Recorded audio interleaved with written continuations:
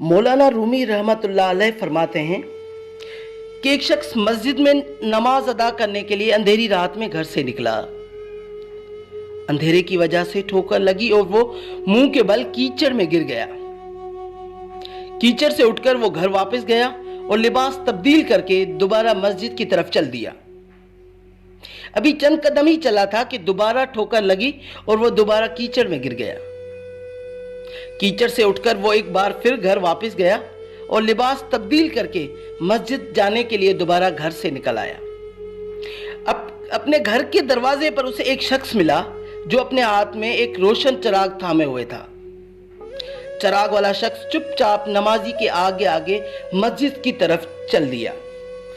اس بار چراغ کی روشنی میں نمازی کو مسجد تک پہنچنے میں کسی دشواری کا سامنا نہ کرنا پڑا اور وہ بخیریت مسجد تک پہنچ گیا۔ مسجد کے دروازے پر پہنچ کر چراغ والا شخص رک گیا۔ نمازی اسے وہیں چھوڑ کر مسجد میں داخل ہو گیا اور وہ نماز ادا کرنے لگا۔ نماز سے فارغ ہو کر وہ مسجد سے باہر آیا تو اس نے دیکھا چراغ والا شخص اس کا منتظر ہے تاکہ اسے دوبارہ چراغ کی روشنی میں گھر تک چھوڑ آئے۔ جب نمازی گھر پہنچ گیا تو نمازی نے اس اجنبی سے پوچھا، آپ کون ہیں؟ اجنبی بولا، سچ بتاؤں تو میں ابلیس ہوں۔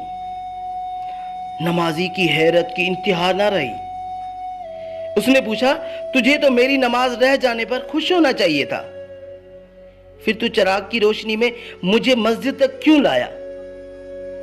ابلیس نے جواب دیا، جب تجھے پہلی ٹھوکر لگی تو اللہ نے تیرے عمر بھر کے گناہ معاف فرما دیے، جب دوسری ٹھوکر لگی تو تیرے سارے خاندان کو بخش دیا گیا، اور پھر مجھے فکر ہوئی کہ اب اگر تو ٹھوکر کھا کر گرا تو کہیں اللہ تیرے سارے گاؤں یا شہر کی مغفرت نہ فرما دے، اسی لیے چراغ لے کر آیا ہوں کہ تو بغیر گرے مسجد تک پہنچ جائے۔